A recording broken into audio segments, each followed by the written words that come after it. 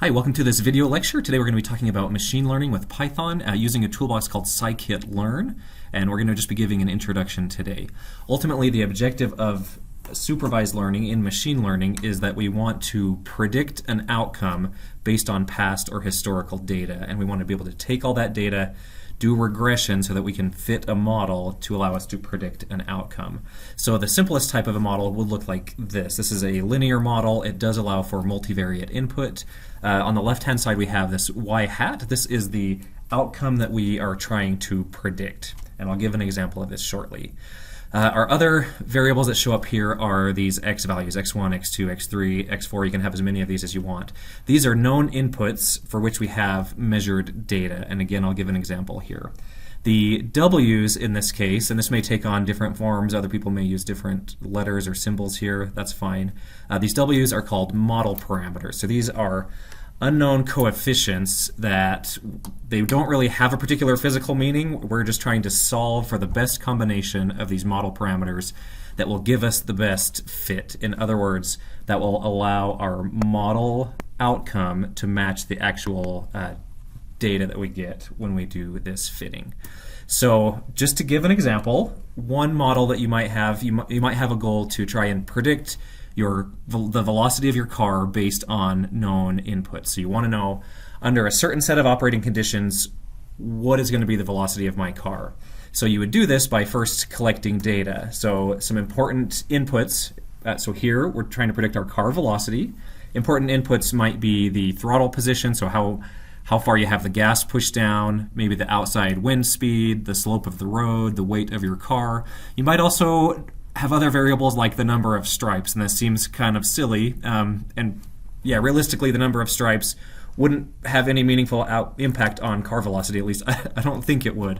But you can still collect data like this, and you can use techniques which we'll cover in future lectures to help you figure out, is this variable really meaningful? Does this really help me to statistically improve my performance in predicting the car velocity?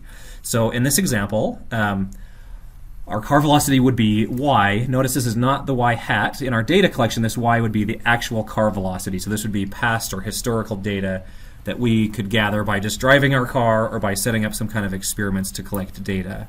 And then each of these x values would be our inputs. These can also be known as features of our model. And we want to determine how each of these features impacts our output, or the car velocity.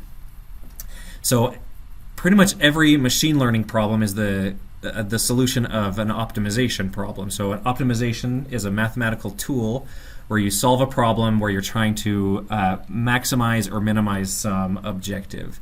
So for this particular problem, our optimization function would look like this, and I'm going to break this down and give you sort of the anatomy of an optimization problem. So first, in this particular optimization problem, we still have our y hat. This is the outcome that we are trying to predict, or this is our estimate. This is what our model estimate will be at the end of this model fitting. Y is the target, so we want our estimate to match the target as closely as possible. So the target is a known outcome for which we have measured data.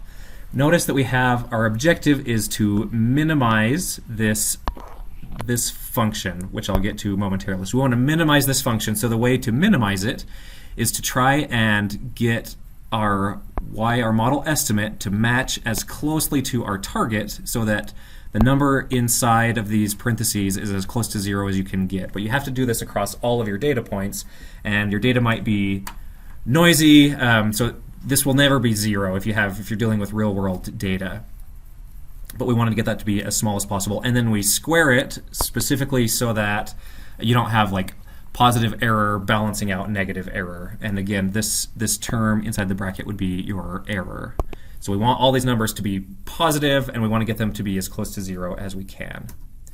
All right, again, our x values, these are the known inputs for which we have measured data. We might also call these features, or these are meaningful inputs that have a statistical significance toward predicting our output. This underneath our minimum, this is just where structurally you put the decision variables. So these are just model parameters that provide the best fit. Again, these are these coefficients. the W0, W1, W2, and W3, and so on. And you can have as many of these as you need to match as many features as you might have in this particular linear regression model. All right, so that function that I alluded to, this would be called the sum of squared error. So we want to take all the error, all the differences between our model estimate and our actual data, square those, and then we want to add them all up. And this is a pretty typical objective function for a regression machine learning problem. So we want to pick the best combination of features that help us to minimize the sum of squared error. In the optimization world, this is known as the objective function. So for solving a machine learning problem, our objective function is the sum of squared error, and we want to minimize that. And then finally, this is called our model, this whole equation. Y hat, or our model estimate, is this combination of our parameters and our inputs or features. We also have this W0. Notice that it doesn't interact with any of the model inputs. So this would just be the intercept of our model. So we're going to get into solving this using the SKLearn toolbox in Python if you just stay tuned for our next video.